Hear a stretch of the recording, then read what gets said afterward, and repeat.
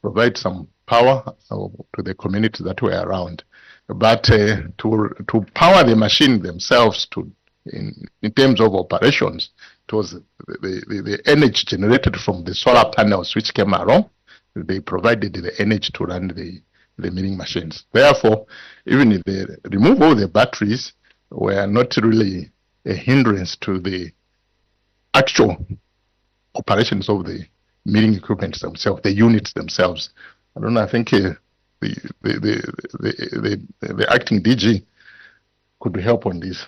Thank you. Thank you. Maybe acting DG, before you proceed, I've got Honorable Wamnyima, Honorable Chonya there, and Honorable Nyambose. You ask in that order, then followed by Honorable Chan. Maybe before we proceed, I know you're acting DG. How long have you been at that institution, so that we just establish?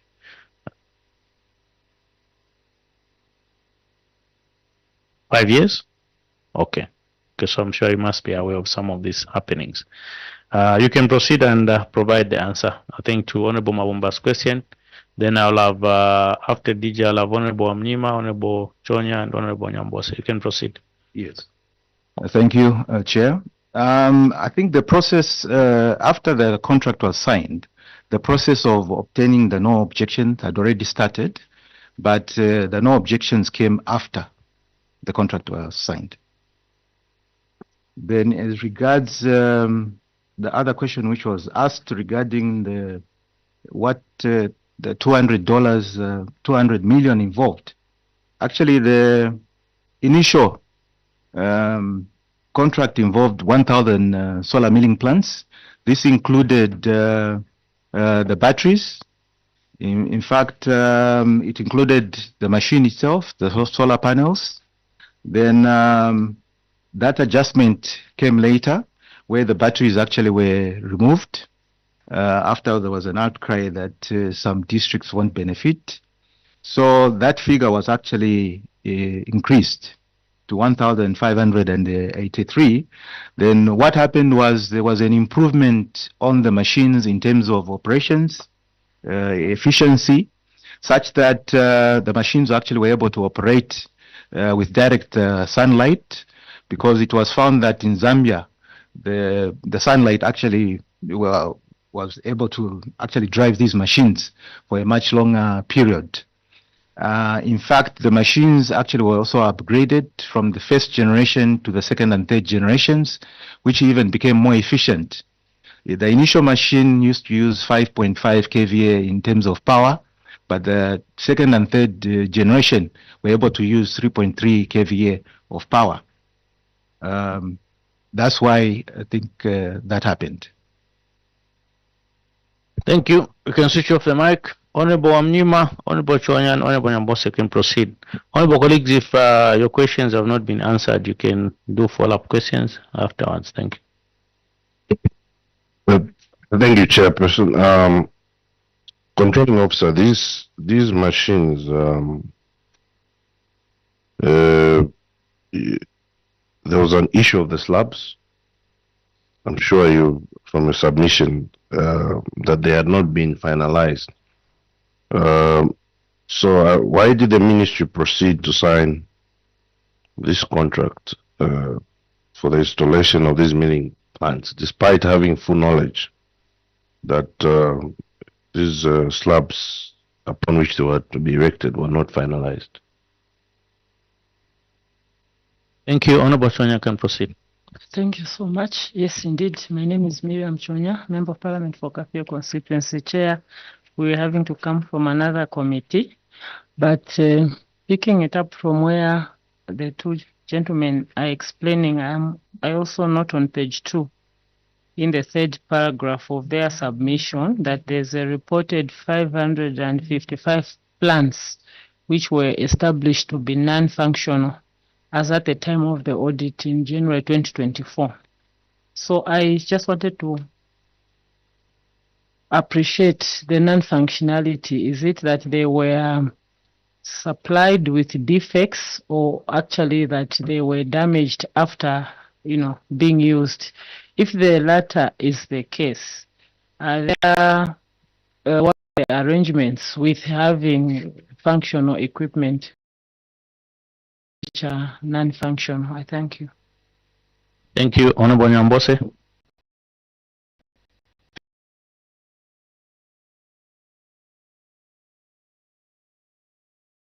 From member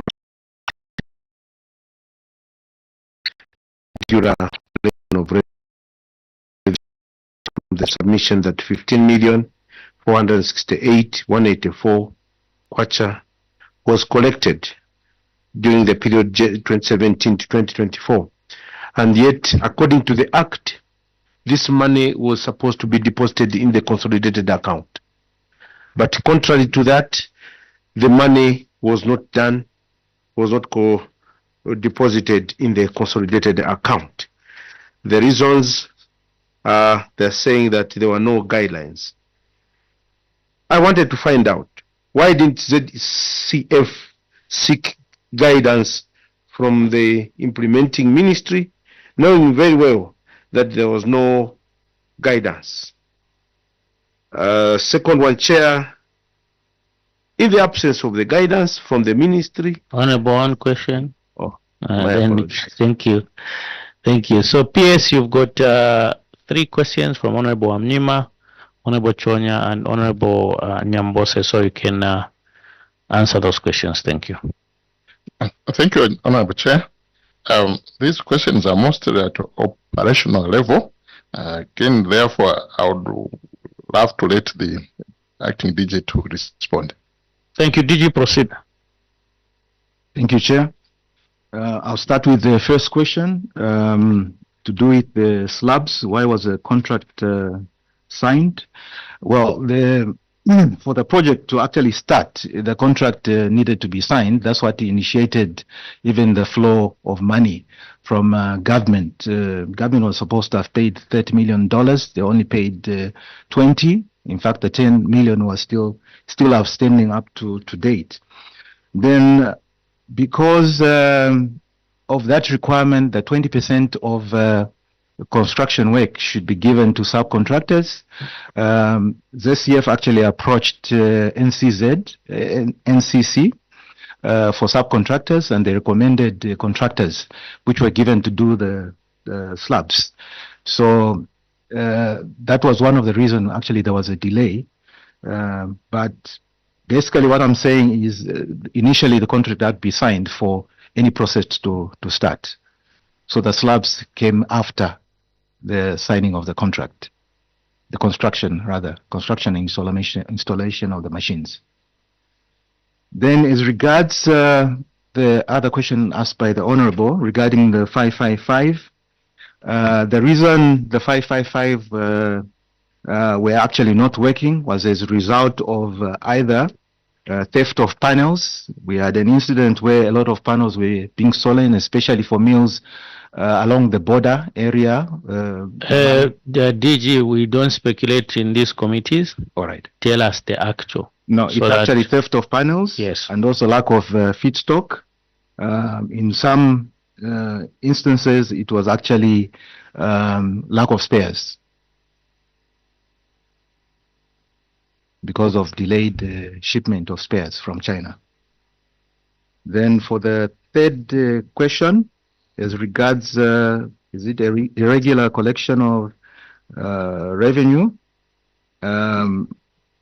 Actually, the 1,700 which was introduced was actually introduced by ZCF so that the cooperatives have ownership. It was an initiative which was started by ZCF.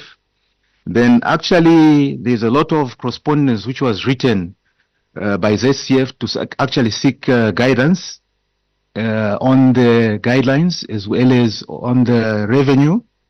Even meetings were held with the Minister of Finance, who actually even agreed to allowing ZCF to actually use part of the money, and ZCF was asked to put it in writing, which was done. But all the correspondence which we did, no response ever came from line ministries as well as Minister of Finance. Thank you. DG, please, whatever you submit before this honorable committee, you should give us documentary evidence. And I hope Yes, what you're yes. submitting the letters, whatever you've submitted, you have them with you so that they can be forwarded here to the Auditor General to look Yes. at. Okay, please provide Yes, I that. do, Chair. Thank you. Honorable Kampamba and Honorable Chatila. Sorry. I think I'd said Honorable Sunday Chanda, then Honorable Kampamba Mlenga, then the Honorable Chatila can proceed. Thank you so much, Chair. Chair, I'm wondering why we don't have ZCF accompanying the team. With that said, I would want to find out if the ministry has had an inspection of these facilities, or they had to wait for an audit report for them to respond to the queries Chair submit. Thank you. Honorable Kampamba Mlenga can proceed. Thank you, Chair. Mine is just a concern on on page 3, irregular collection of revenue. Chair, I'm just taken aback and very saddened when the ministry's response is, one, when the project commenced, there were no guidelines provided to ZCF on the operationalization of the milling plants. Chair, my question then to the ministry would be, were we just interested in the borrowing of the funds? Was there no project proposal how these milling plants were going to be used, what the turnover was going to be, and the guidelines? For me, it brings a lot of worry where we're just borrowing anyhow without knowing how we're going to utilize the funds. So for me, it brings a lot of worry when the response is when the project commenced. Even when the project commenced, it's like none of them knew why they were borrowing or why the milling plants were there, because the guidelines were not provided. So this brings a lot of concern to me that a whole ministry, both commerce and finance with ZCF were borrowing money without proper guidelines. You didn't know.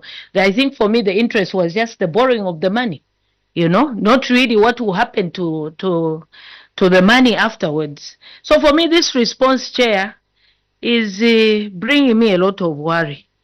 When there were no guidelines are just brought in after the commencement. Manage whether indeed the panels were stolen.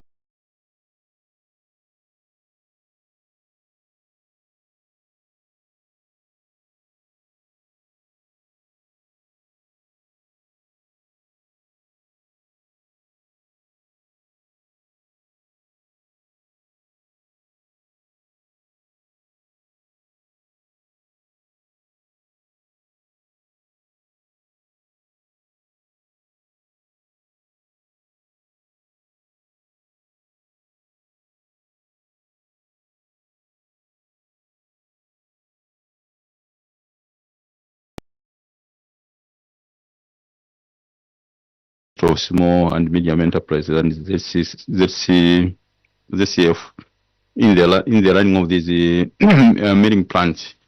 Chair would have also asked in the same direction that it looks like when these machines were being given or were being distributed, there was no plan whatsoever in terms of how they are going to be managed. Going forward, it's very clear there was no plan. But my question is, and because these are things which delay going forward, I wanted to find out whether at all you have a time frame in which they said the arrangements between these three is going to be completed. Do you have any time frame when this arrangement between the three ministries is going to be completed? Thank you, Chair. Thank you. Honorable Mabumba can ask, then they'll pick up the 4 questions. Chair, I also want to just to buttress what I think Honorable Kampamba, Honorable Jatla have said on the irregular collection of revenue. You see, these were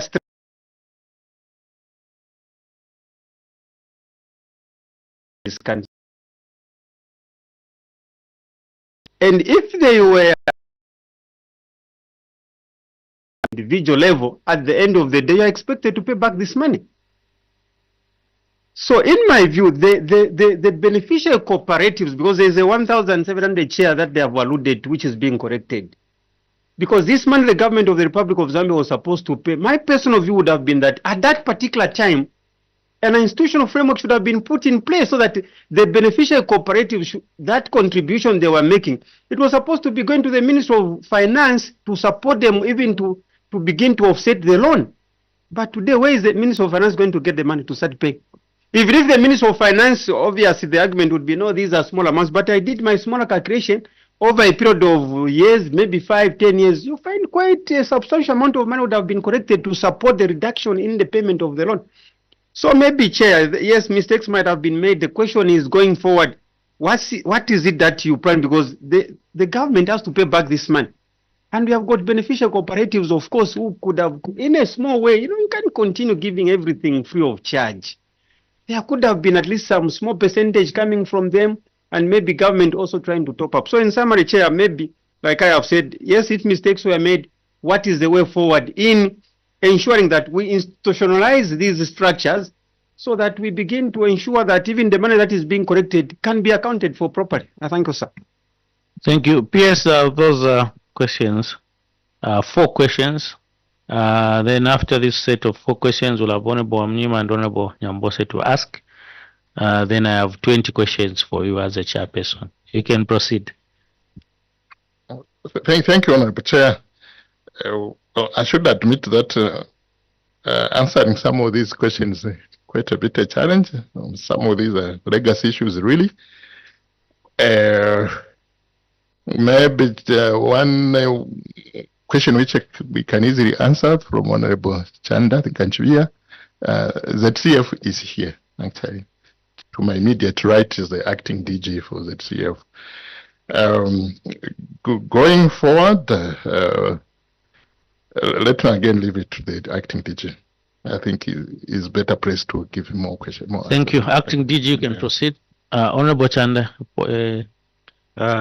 Thank you so much, Chair. Chair, sometimes, there's a tendency by witnesses to sometimes hide behind the legacy issues.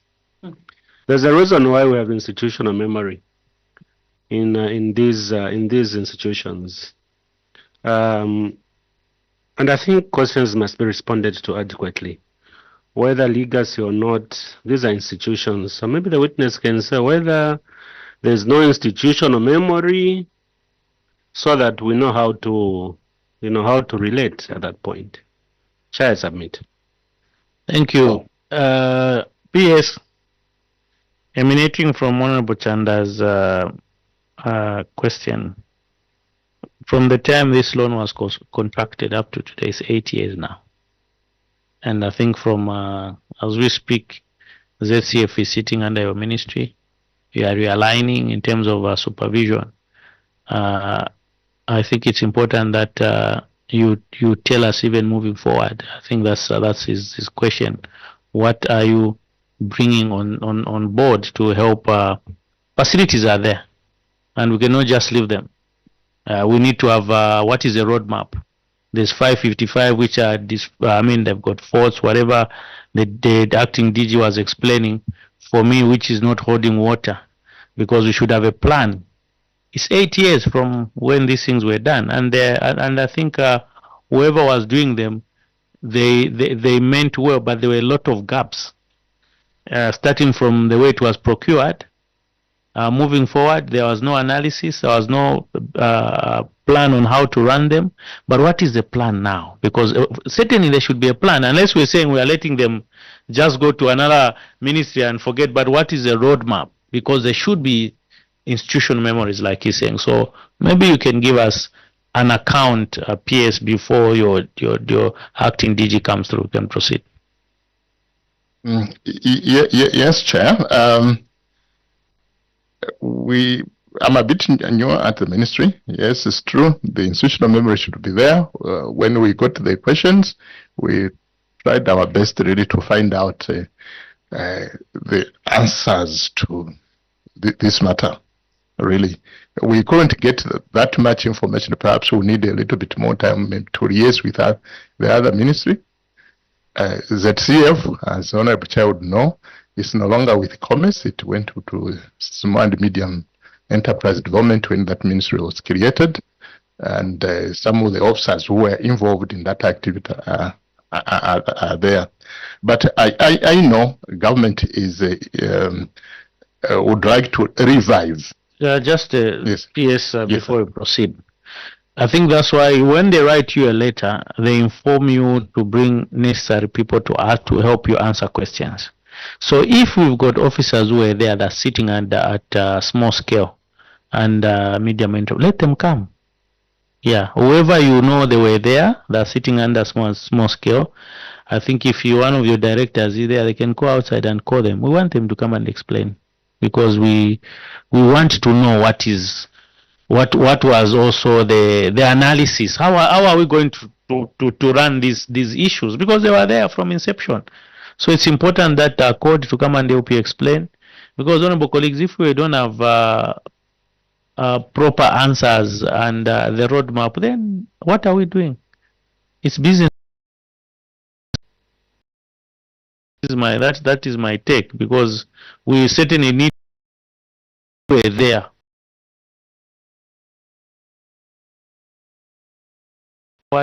This is what the committee also is going to recommend, because these monies which were being borrowed, it's us to pay, it's our children to pay, and our children's children to pay if we are not careful. So we need to have a restart, and we need to put things in perspective. Honorable Chanda. Thank you, Chair. Just to buttress your point, Chair, even for ZCF, ZCF had officers at the time. And whether those have retired or not, bring them in. One of the witnesses, Chair, brought even those who had retired, but because they were relevant to a particular matter we were looking at, that is the only way we can bring about closure to an issue. Otherwise, whatever we do becomes speculative. I refuse to believe that an agency would move to procure and to get all these loans without a plan. And it's I don't think it's right. So as witnesses appear, let them be serious, come with the relevant people, want to ask the right questions. Because we're going to ask questions and people say, no, but I was not there. Number one, institutional memory. Number two, for as long as someone was part of this transaction or part of this arrangement, bring them here so that we can have full answers, and there's an audience out there following what we're doing. Chair, submit. Thank you. PS, how many of those officers are there at the Ministry of Small and Medium Enterprise who were part of this issue would want to summon? Are you, because you are the one who submitted that, maybe you can help us on that. Honorable Chair, I know of one, though he's not at SME now, he's at Livestock, and he's actually in one of the rooms somewhere here answering questions to another committee. That one I'm very sure of. Yes. Because our questions, PS, the questions will be, I think now we're going to 5, 6 questions are not answered, and now we are looking at the roadmap. Honorable Nyambose, what's Chair, I wanted to suggest that, arising from the concerns that have been raised, we just have 2 minutes recess. We see what we can do.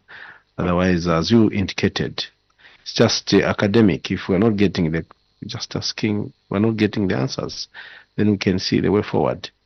As it has been said, one witness who came here came with the retirees.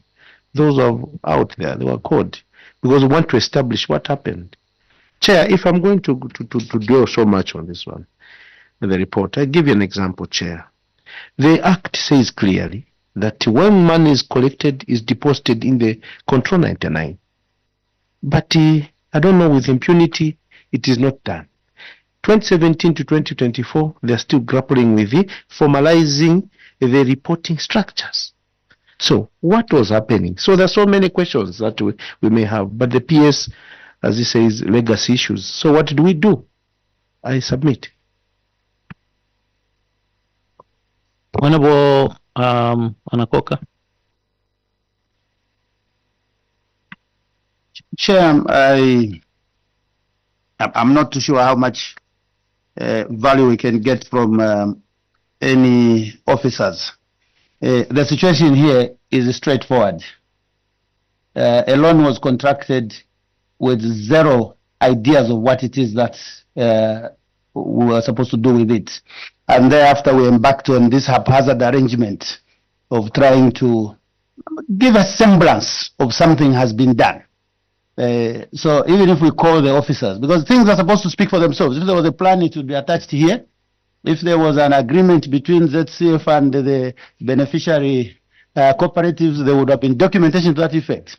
So the officers will just come and also give us stories of maybe this is what should have happened. Maybe so. I just want to suggest that we should take the submission as it is, which is this is all they can say, because our focus, like I said earlier in my question, Chair, is that how were we contracting these loans, how were we applying them, and how were we managing the application? And clearly, there is no explanation to any of those. Thank you. Thank you. Thank you, Honorable Nakoka. PS, with your team, let me leave Community Comfort before you. Just give us 5 minutes to call you back. Thank you.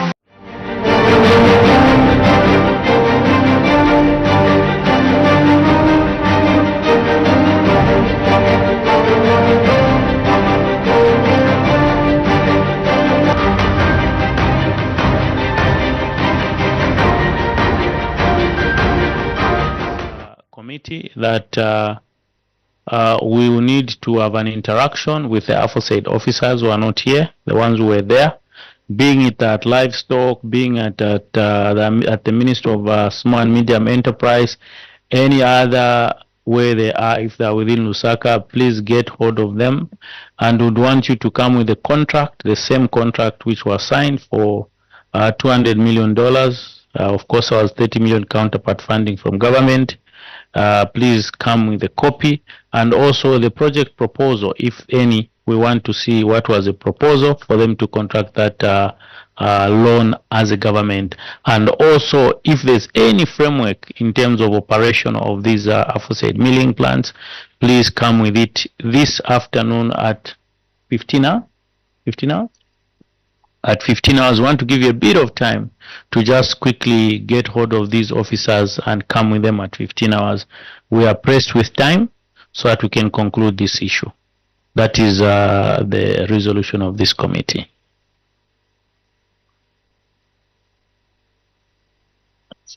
Even as ZCF people, not only those officers who are in the ministry, but also ZCF people, the former CEO, if they can get sight of him, and any other people who can help us look at this issue.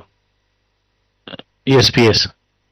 May I make an earnest appeal to the Honorable Committee that perhaps we delay up to tomorrow morning to give us a chance to find the officers, some who are former officers, and also to look for those documents. It may not be practicable, tenable, just in the next 4 or 5 hours. Okay, so we'll make it PSN tomorrow 15 hours, or tomorrow 14:30. 14:30, tomorrow 14:30, so that we give you this afternoon and in the morning, or you come in the afternoon with your team.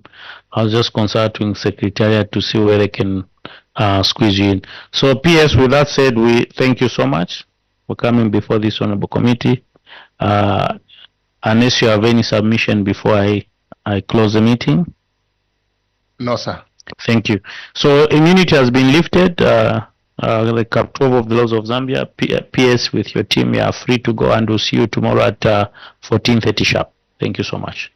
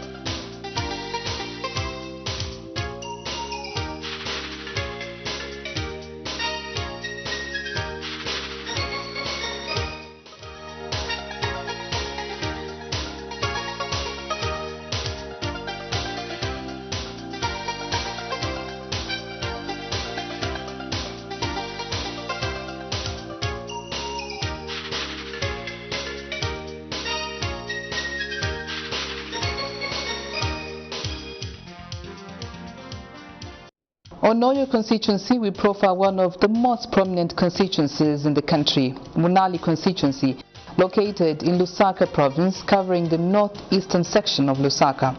It is approximately 6 kilometers from the capital central business district. Munali was delimitated into a constituency in 1964, and since then the population of the constituency has grown to over 170,000. The constituency houses the highest learning institution in the country, that's the University of Zambia. Munali has a teaching hospital named after 3rd Republican President Dr. Levi Patrick Manawasa, and the only college that offers psychiatric courses, and this is the Chainama College of Health Sciences. Munali constituency also houses various shopping malls. The constituency has had a total of 8 members of parliament. These include Mr. Mainza Chona, who served in 1973, Mr. Rupia Banda, who served from 1978 to 1983, Mr. Simeon Kampata from 1983 to 1988, Mr. Ronald Penza from 1991 to 1996, Ms. Edith Nawakwi from 1996 to 2006, Ms. Mombi Piri from 2006 to 2011, Professor Nkandluo from 2011 to 2021, and the current Member of Parliament for Munali constituency is Honorable Mike Mposha. This is the Munali constituency office, situated off the Great East Road. The office facilitates a smooth coordination of the constituency activities. The office gives an opportunity for the people of Munali to interact with their Member of Parliament on issues affecting them. I'm calling upon them to work with me and also to utilize the constituency office, which is allocated in Chainama, which is rather located in Chainama area around the Stadiro, just opposite the Stadiro shopping complex. Let them utilize the constituency office. Go in there. I have my professional assistant there and my team there. Even when I'm here at the ministerial office, the office is open and for them to engage me. And I'm locally based in the constituency, so they must feel free to either contact me directly on the many challenges or also utilize the office which the National Assembly has provided for us. And we must thank our institution, the National Assembly, for ensuring that like in the past, when members of parliament had to be followed to the chambers, now we have offices and we have the members of staff who are doing a great job to ensure that there's continuous interaction between the electorates and us, the elected representatives of the people. Munali Member of Parliament, Mr. Mike Mposha, now highlights the challenges the constituency is currently facing. For a long time, this constituency, if for lack of a better way, didn't have so much attention in terms of attending to these challenges. So we have, for example, schools, a number of schools, like I said, but with the very limited school places, and this also contributed to a number of our youths, being found to be dropouts because they could not find spaces in these schools. And now with the newly introduced free education policy under the New Dawn government, our New Dawn government, we have a lot of pressure in trying to get school places for the people around Munali constituency and those coming from slightly outside the Munali constituency. Another problem is the poor road network. You may wish to know also that quite a number of settlements in Munali constituency were unplanned settlements. We have huge, great talent in Munali constituency, but I must say that the sports infrastructure is extremely dilapidated. It's non-existent. So that is another challenge. We also have the high levels of unemployment among the youths, most of whom have turned into bad vices of abusing alcohol, abusing drugs. You've heard this term of, gangs like fluffies, junkies, because of one, high levels of unemployment, but also peer pressure, where people just go out there and begin to indulge themselves in illicit drugs, abuse alcohol. The issue of also clean and safe water in the constituencies is still a huge challenge. Quite a significant number of our electorates, our residents in this is another challenge, and also land for the population is still growing.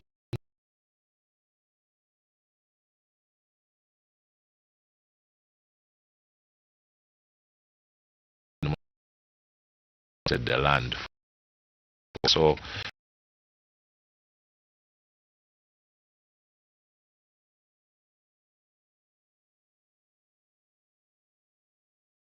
changed the lives of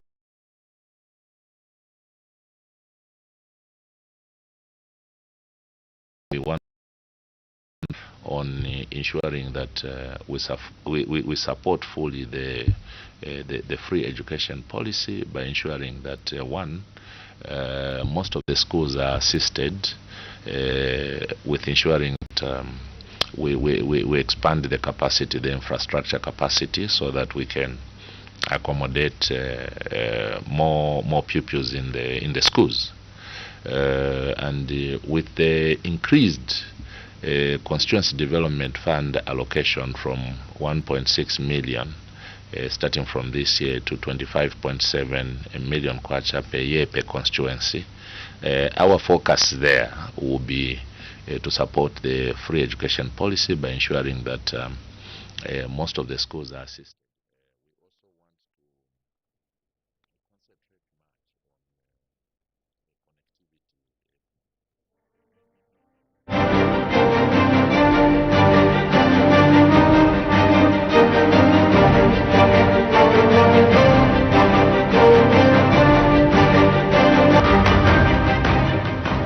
Jim, you're welcome.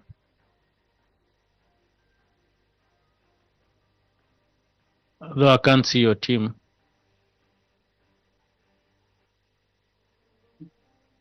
Okay. Honorable colleagues, will proceed with the meeting. We're looking at 7.1, West for expenditure on undisbursed loans under the Ministry of Finance, and the poor management of Eurobond.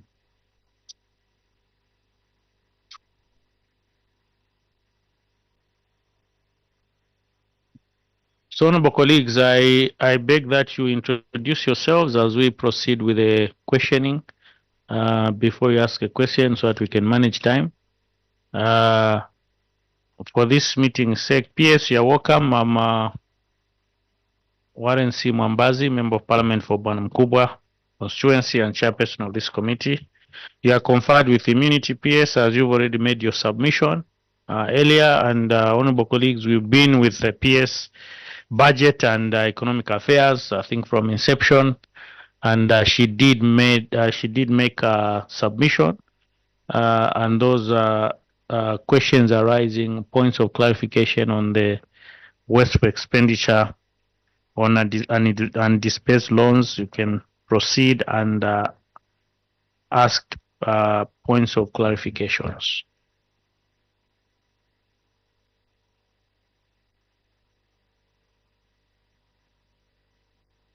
Honorable Anakoka. Honorable Amnima can proceed, then Honorable Anakoka. Thank you, Chairperson and PS, and Mango Amnima, Member of Parliament for Nalolo constituency. PS, I take note in your submission that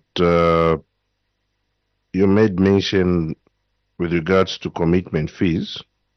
The reason why the cost went up, and you made some pointers, appointment of a project consultant, approval from ZEMA, Attorney General's legal opinion. So I just want to find out, is it your submission that these activities cannot be done before debt contraction? Is that your submission before this committee, that you need to, these things cannot be done without contraction of external debt? Thank you very much, Chair. Thank you. PS, what I would like to find out is we contracted, we had, I think, 7 loans, I think, from various institutions. What was the delay in terms of us dispersing them to various other either projects or institutions, so that maybe we have an understanding as a committee why we delayed? Because when we delay, we've already contracted the loans. It entails that already, depending on your agreements or the terms of conditions in that loan, if you've got a holiday period or it's from inception, we sign interest trust to accrue, or whatever agreement are in some of these loans, entails that we start, they are active and we start somehow paying as government. But while they are not, they haven't been disbursed, what are some of the issues you can clarify which made this occurrence? I thank you. PS, you can proceed. Thank you, Chair and the honorable members. Allow me, on the first issue, which relates to wasteful expenditure on undisbursed loans, I beg your indulgence that in our submission, in my submission, I did not read out the table, but rather referred to the table. So that's all this from enhance the case, if that's under the Treasury response, which indicates there's a sentence there above the table which says, after the initial conditions have been met, fulfillment of project implementation milestones is what determines the extent of commitment fees to be paid. It's page 3, under the Treasury response regarding wasteful expenditure on undisbursed loans. We have a Treasury response which starts on page 2.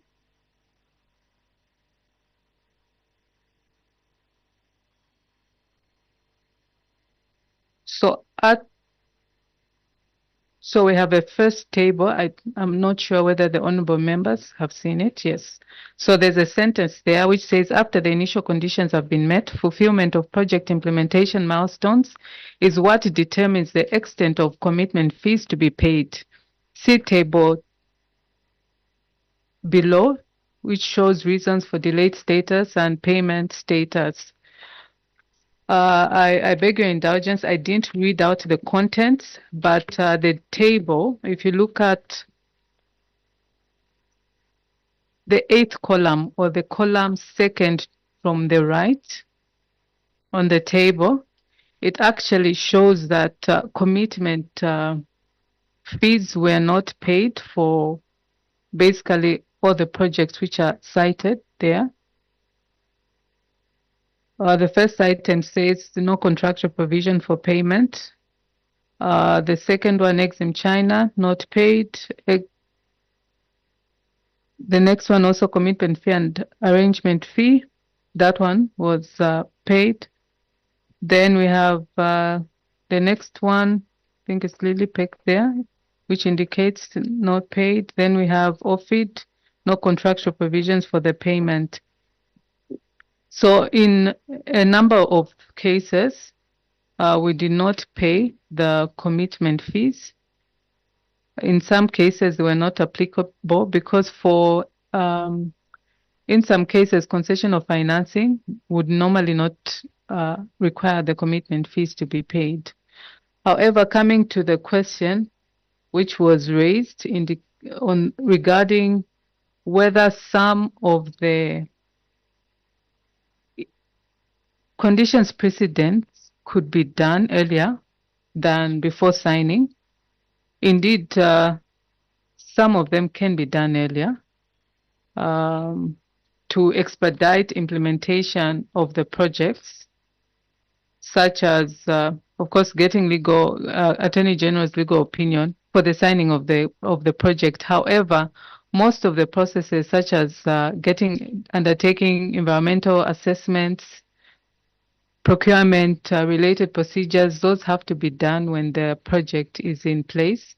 However, entities can undertake certain things in advance, such as coming up with a framework to set up a project implementation unit, which could help expedite some of the issues around implementation of projects.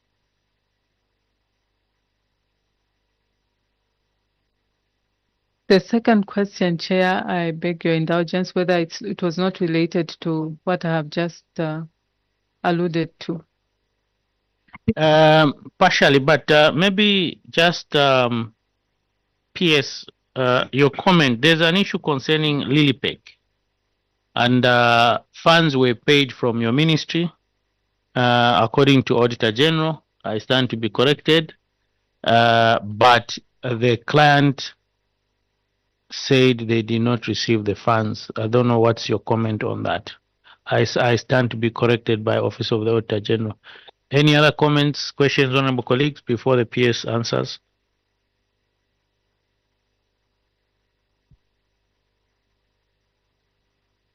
Okay, PS, you can proceed. Thank you, Chair. According to the records of the Ministry of Finance and National Planning, there was nothing paid to Lilipec in terms of arrangement fees and commitment fees. Notwithstanding that there was a provision for that. Auditor General, maybe I want your comment. PS is saying there's no such a payment. You can proceed, Auditor General. Okay. Thank you, Chair. Perhaps to start with, the source of this information is from the system called DIMFAS, and also to mention that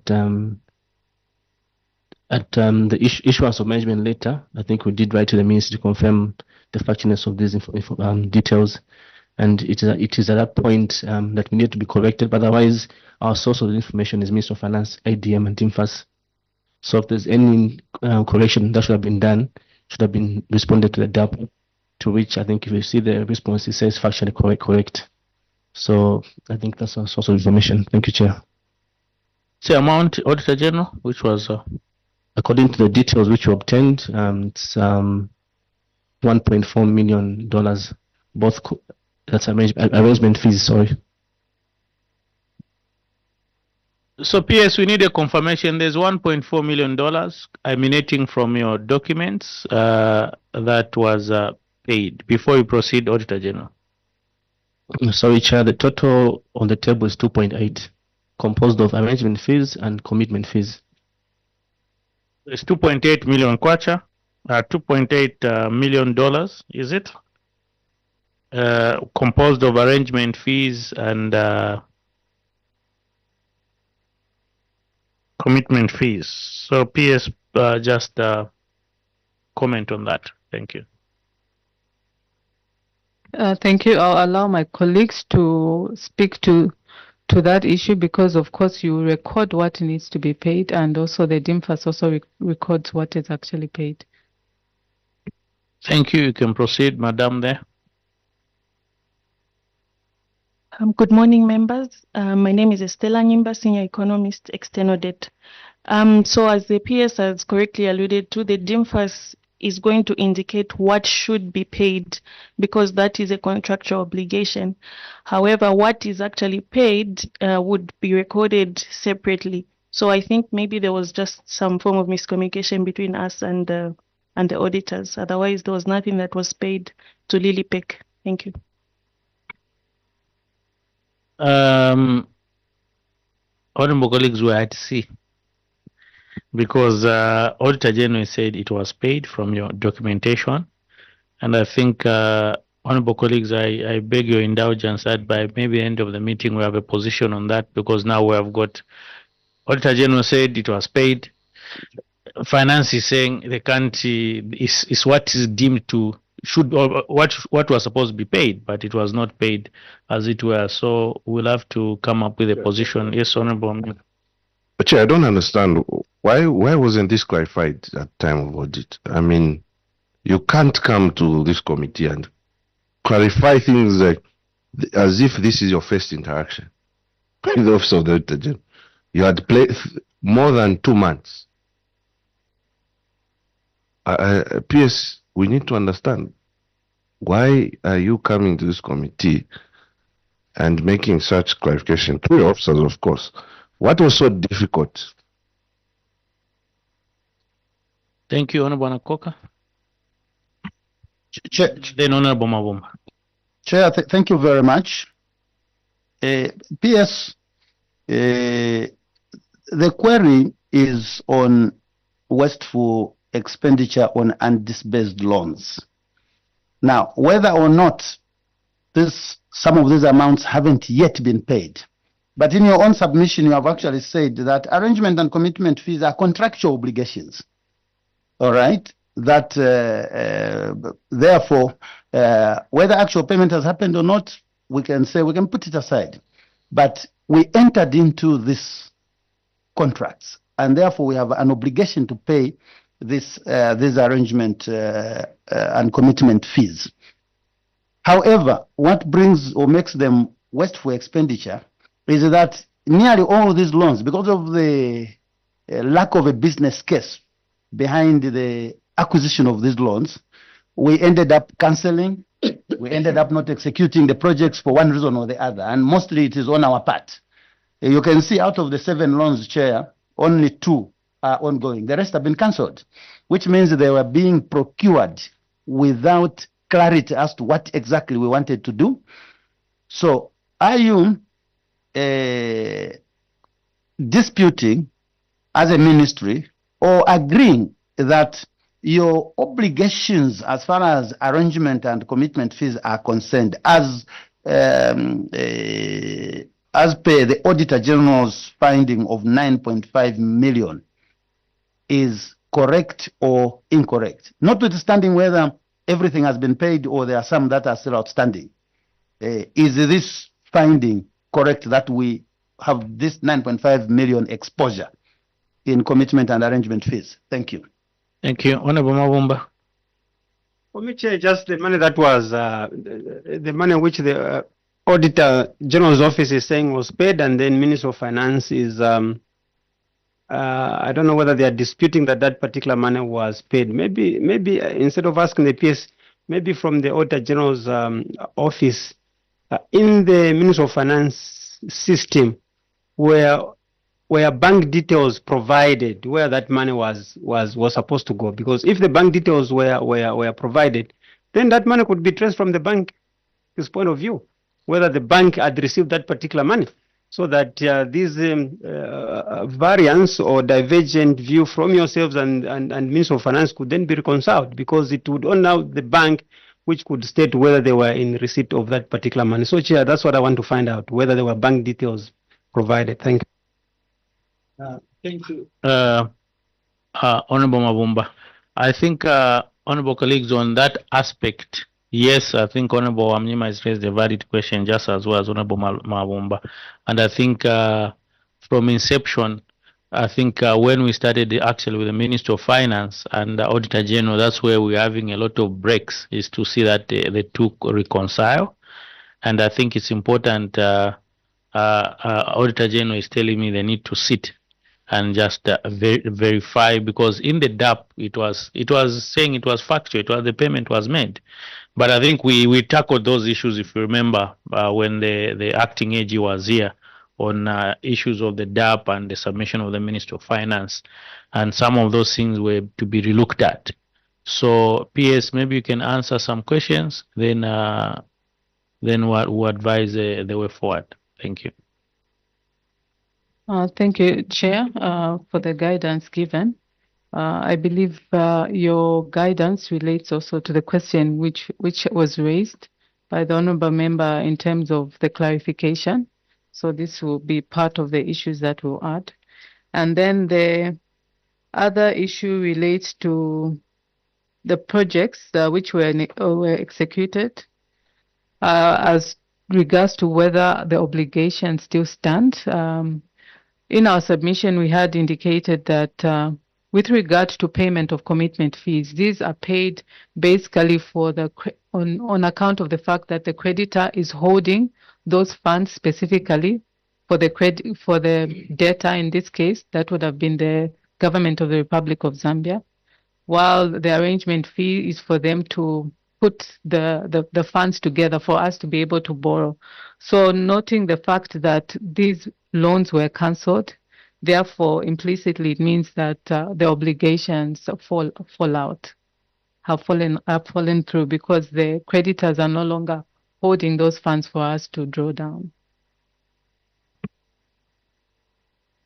Thank you, Honorable Anakoka. Chair, the PS can help us here understand. My layman's understanding is that you assign somebody, you get into an arrangement with a party in order to help you secure this financing. So they secure the financing. Everything is agreed. In my understanding, they have done their part. But along the way, you discover that you have got problems meeting some of the conditions of the financier. And so you cancel the loan arrangement. Are we in a position to say the party that was the go-between, as it were, between us and the financier, is not entitled to anything here? There is no payment to be made. There is no claim they can make, simply because we cancelled the financing arrangement at some point. Thank you. Any questions? PS, you can proceed. Thank you, Chair. So the commitment fees and the arrangement fees are basically paid to the creditor themselves. So in this case, it would be, for example, the bank from which we wanted to borrow the funds. So essentially, the commitment fees are basically, you can say, demanded from the debtor for them to be sure that you actually want to take up these funds. So you find that security of the funds would be dependent on the debtor, in this case, the government of the Republic of Zambia, paying the commitment fees and the arrangement fees, so that they are also sure that you are borrowing, because they are going to incur a cost. So in this case, we cancelled and did not make the payments on commitment fees. So the obligation basically is not there. Thank you. Just maybe from the different point of view, PS, you've explained, I think is clearer now. In an event that you pay your commitment fees and arrangement fees, then this issue breakdown of the same arrangement you have with the creditor who's giving us funds, what provisions are there? Do we recover, or do the debtor also pick some money because we had committed and it was fallen off? Just for the benefit of this committee to just have an understanding, if such an eventuality happens, how do we redeem ourselves as government? Just, I think, I just want to know. Yeah. Okay, thank you, Chair. So essentially, from the creditor point of view, you would have basically paid their cost for having arranged or set this money aside. But I'll ask my colleague to come in. But from the debtor point of view, basically, it will be more or less not non-refundable, because it's you who has come out of their arrangement. Thank you. I don't know who's coming in that side. Thank you. Yes. I think, as you have rightfully put it, if the creditor performs their part by holding the funds for the time that you needed them, and you cancel, for the time that they held the funds, those commitment fees are payable to them. Thank you. Thank you, honorable colleagues. Any clarifications? Honorable Anakoka. Which means that the finding that there was this wasteful expenditure is therefore valid, because at this stage you are not saying in your submission that the creditor didn't hold these funds while we are trying to sort ourselves out.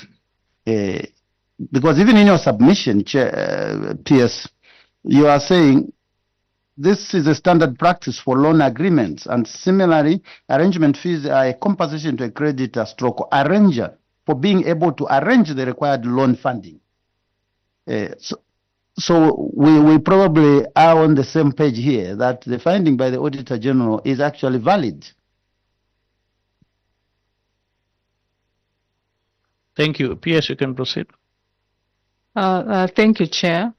As indicated, the commitment fee is required and the arrangement fee is required by the creditor. And they'll only make certain availability of the funds you want to borrow subject to you actually paying these commitment fees. But as indicated in our submission, you note that we actually did not pay the $9.5 million in total. This total sum of $9.5 million. And therefore, because we did not pay, so it means that the creditor had no impetus to incur any administrative costs on putting the money aside for us.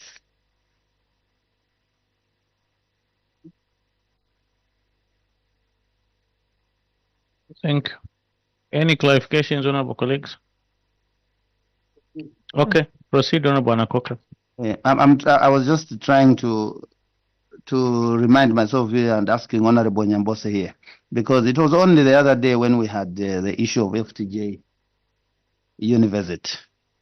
Okay, and as far as we were concerned, there was even some money that was paid on that project, which means the project even commenced. Oh, okay. So how do we get to not being obliged to pay anything if there was actually commitment in, there was conclusion of this whole financing arrangement, except we cancelled it at some point. At what point would we become obliged to pay these commitment fees then? Is it that, yeah. Thank you. Honorable Amnyima, you have something? Just want the PS to be clear. You mean this 9 million was not paid in total? What was paid? Can you be clear what was paid? Thank you. PS, you can proceed. Thank you, Chair, for the opportunity to clarify. So, in the total, 9.5 was not paid. I'll take you back to the table on the next page where we indicate what was paid. So, if you look at the third item, we have the FTJ Luapula University. That is the only one which has a commitment fee and arrangement fee paid on the second column from the right, while the others are indicated not paid. So the 9.5 in total was not paid, only the third item. Maybe PS, so what was paid, the loan amount was $191 million, if I'm not mistaken, because there's no, if it's dollar, it's just saying loan amount. And then commitment fee was 1%. So how much was paid? I think that's what Honorable Wamnyima wants to know in terms of total. Those who are with the PS, you maybe can calculate for her while she's making a submission how much was paid. Was it the 1% of 191,250,000? PS, you can proceed. Yes, Chair, if you look at the same table under FTJ, Luapula University, the commitment fee regarding this borrowing was 1% per annum, while the arrangement fee was not applicable.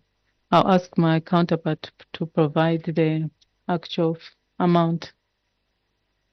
Thank you. You can proceed. PS, you are right. What was paid was $1.9 million. I wanted to clarify also on the question regarding when the obligations are due. So when a loan is signed, there are conditions precedent to effectiveness of the loan, which would determine whether the loan will go on or it will not go on. So part of the conditions precedent is payment of the fees, the upfront fees. So, for instance, in the case of Lilipec, government could not pay the upfront fee, so that loan did not become effective because that payment of the fee was part of the requirement for the loan to be effective. Just like PS was saying, that effectiveness is now what brings the loan into an active status, so to speak. I submit. So now, PS, it comes back to my question, because on the FTJ now we said there was an issue of rescoping, revision, inclusion of another university, which is a university in Mansa. This delayed the project. The project was now ultimately cancelled during rescoping. So when the rescoping and everything started happening, we had already paid the 1.9, isn't it? Is that the correct position? I think from your submission. So then eventually rescoping and cancelled.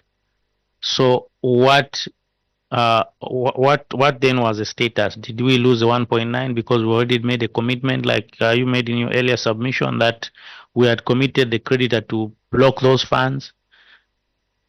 Maybe we can answer that question. Honorable Wamnyima. Chair, and this rescoping started in 2020, but some of these loans were undispersed from as far as 2014, 2018. Why did it take so long? Like, why did it take so long? Thank you. Honorable Anakoka, you didn't have anything. PS, you can proceed to answer those two questions. Estelle, you can come in. Thank you, PS. I will respond to, first of all, why the loans took long. I will refer you to the table. There's a table that we have put in our responses. So basically what was the main cause of the delay was some of the implementation issues. For instance, in the FTJ, there was need to split the project. And I think if we can refer to what the consultant said the other day, that the designs actually took quite a long time. So that was also part of the reason why there was some delay. On Lilipec, the delay was due to government not being able to raise the upfront payment required to make the loan effective.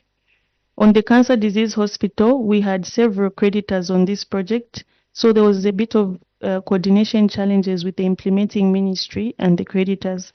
But I would also like to mention that the scope of some of these was quite big. So there was a lot of preliminary issues that needed to be concluded before the projects could actually kickstart. I submit. Thank you. PS, for me, it's throwing me outside. The way some of these, especially how I think the Ministry of Finance needs to pay so much attention, especially when the audits are being carried out, so that some of these issues cannot be escalated to the actual report, because they can be dealt with from inception. You can do your reconciliations with Auditor General, agree.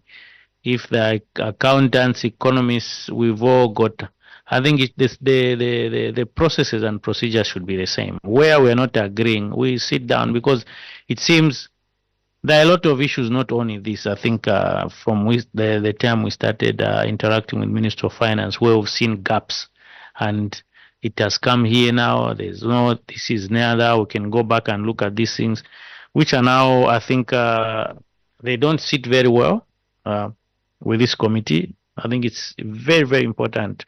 I think even as we eventually conclude with this meeting, that there's utmost seriousness taken in terms of the audits. You are not the only one, even other ministries.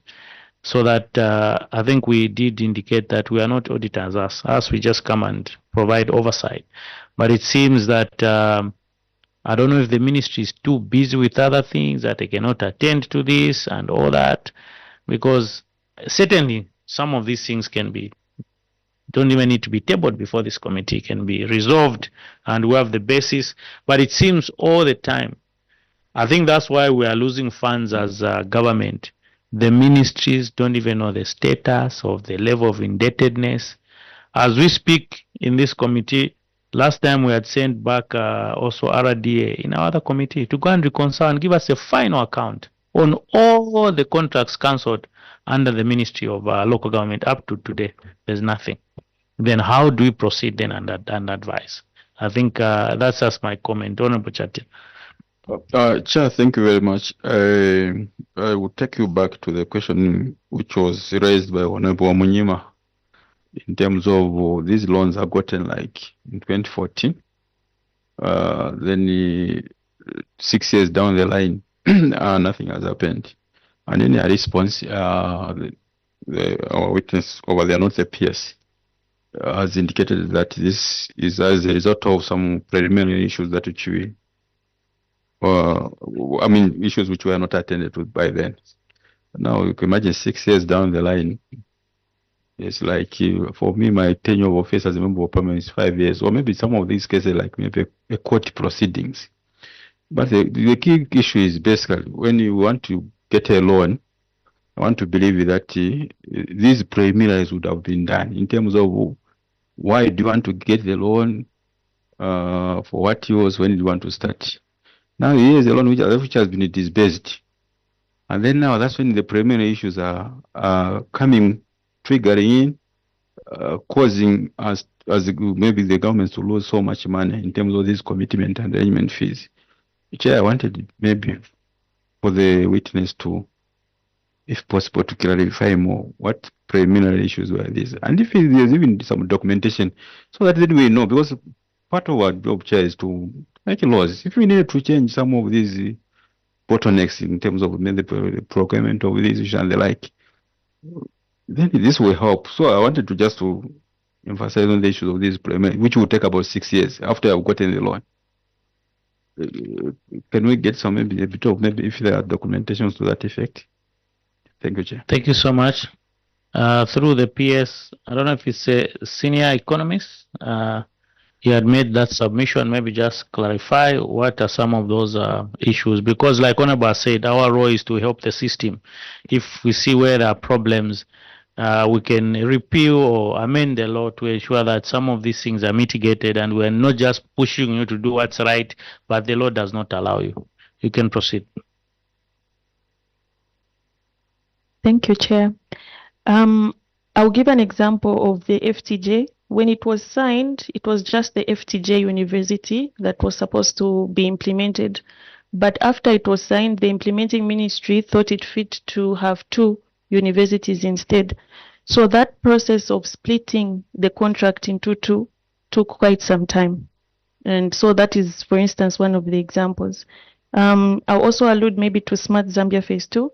There were a lot of beneficiaries in here, and the institutions within themselves had a delay in terms of finalizing what exactly they wanted out of this whole ICT infrastructure. So those are some of the delays that I would allude to as examples of the delay in commencement of the actual works. I submit, Chair. Thank you. Honorable Anakoka. Chair, I'm just prompted to say something after this last submission on the FTJ. That it's that disorganization that the chair was referring to that is indicative of how reckless we have been acting as a government. Who goes to borrow money and after getting the loan then start thinking of how many universities you want to build from there? Even at an individual level, when you got the bank to borrow money for building a house, you submit the details. You don't, after getting the money, say, I want to build 4 flats instead. Even at a personal level, we don't operate like that. How did we get to operate like that as a country? Thank you, Chair. Thank you, Honorable Mnyima. PS, as the ministry that contracts the loan, are you happy with these loan contracting procedures, which are very porous to confusion? Your loan contracting procedures as a ministry is vulnerable to the implementing ministry's confusion. So, I mean, for example, if it takes time, 6 years to rescope a loan, I mean, you have a lot of changes at financial level in 6 years. Inflation, you can name it. Change of government, redirection in policy. I mean, so your loan contracting procedure as a ministry, is it something you're happy with? It's so vulnerable to, from the PSI, say, in the implementing ministry, no, I think this university, we add the stadium. And even you agree, you start rescoping. I mean, you need to this needs to end, Chair. So we need to hear from the PS. Is this a sort of a scheme of things that, as a ministry, you're happy with? Thank you, Honorable Chonya. Maybe to ride on that question, Chair, and to put it more bluntly, do you people really apply your technical know-how, expertise to advise whichever government is sitting when they are about to go into these obligations, or you actually feel pressured? Is politics, a factor? Do you feel, the political influence or pressure, is it a factor when you are coming up with these decisions? I think. Thank you. PS, the committee is speaking the same language, and if I been listening to my colleagues, it's one and the same question, which I think needs to be clarified. It started with Honorable Jatila and the rest of the members. That is a very, very important question, because we seem to be grappling with as a committee. First and foremost, like Honorable Nakoka said, how do you get money, then start changing? We had issues of the Nairas, I think, under Minister of Home Affairs, when we called Smart Zambia here. This one has delayed, money was taken back to finance. This one has been implemented halfway, and all those things. Because I think before we even contract a loan, we should have our needs analysis and say, these are the guys we're going to deal with. Can we guys come together? Let's earmark the people who are going to do it. Okay, this is so much to be done. Let's run with it. Now we can contract. But it's like we contract and sit with the money. That's why there's and disbursed loans. We sit maybe with the money, and we are saying, ministry, can you push, find a contractor? I'm citing an issue of Nairas at Minister of Home Affairs, because it came in the Auditor General's report. Money is there, but they don't even have a contract. They'll be looking, running. Then the money now is retained by Treasury. Now the contract processes are finished. Now we want to go and get back the money. No, applied for retention. Can we be systematic, PS? What are the issues? How do we help you as a committee so that we are systematic in the way we are looking at our financial obligations as a government, disbursements, and because these things certainly they've got implications, because it's not our money. Even me, if I were a lender, give me my money first, then the rest sort out yourself. If you default, even better, because I'll slap you with interest. By the end of the day, government will pay, will go to court, to drag you to court, wherever it is, and government will pay. So these are some of the things we are looking at as a committee. How can we mitigate these issues with you technocrats who know how to run, and what can you advise so that we are of help, as it were? You can proceed, PS. Thank you, Chair. Indeed, the concerns which have been raised are valid concerns. And as a ministry, to try and mitigate these issues of basically wasteful expenditure or contracting loans and then they remain undispersed and implementation remains undone. The Ministry of Finance, in line with the National Planning and Budgeting Act, did come up with the appraisal process under the Public Investment Management Guidelines, through the Public Investment Management Guidelines, So what happens there is that projects which are being proposed for financing, which includes through borrowing, are supposed to be appraised, and also what comes to be put in the annual borrowing plan, which we submit to the National Assembly for approval. The annual borrowing plan, and the essence of that is to try and ensure that that the government is sure that there'll be value for money, which is going to be used to finance whatever projects these are. So in that process, what happens is that the interested or implementing entities provide what you call a concept note stipulating what the project is all about, and in some cases they may be required to do a pre-feasibility study, and in some cases where possible to actually do a feasibility study so that certain preliminary activities or actions are taken such that once the money is available, implementation is almost immediate or close to immediate. Chair, I'll submit. Honorable Mavumba. But Chair, just a simple question to PS. With those reforms, PS, and given that we have been borrowing money, are those processes being done, appraisals of projects before even the monies are brought to the Committee on Planning and Budget, especially in terms of the annual borrowing plan? Thank you, Chair.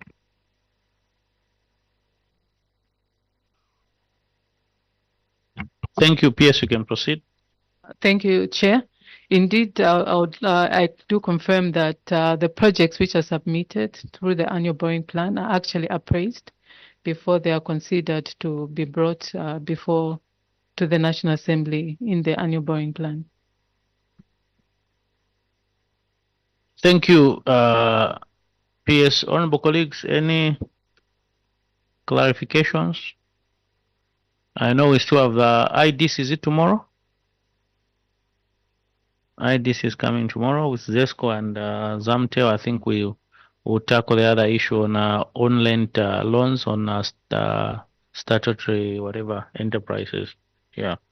So, which also is an issue with the Eurobond, right? Yeah. So I think that we'll tackle it tomorrow. If there are no any other clarifications, honorable colleagues, I think PS will end here for today. But I think I want you to, with our sincere hearts as members of parliament, I think our role, we want to see where we are failing short as government and how we can improve.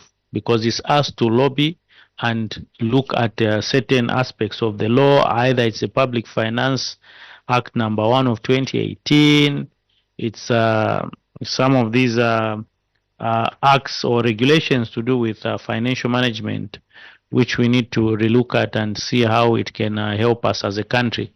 Because as it were, PS, we are in huge problems. If I look at this report, and if we continue as a country like that, we are bound to be in a lot of problems in terms of our fiscal discipline, how we contract some of these loans. I think that's why we are asking so many questions, not to demean you and your team, but to understand and see how we can be of help, because we are part of government, but we are here to provide oversight and see to it that we are on a safer trajectory as a government, and also yourselves, because you are people conferred with this very important function, very important function. So we ought to have very precise answers, very accurate calculations of interest, whatever method as it were, because you understand that is your competence. The issue of Lilipec, please, Auditor General, Minister of Finance, can you have a conversation and get back to us as we proceed before we conclude this sitting, so that at least we know if there was money paid or not, then we're able to also advise in our reports. So I thank you so much, PS.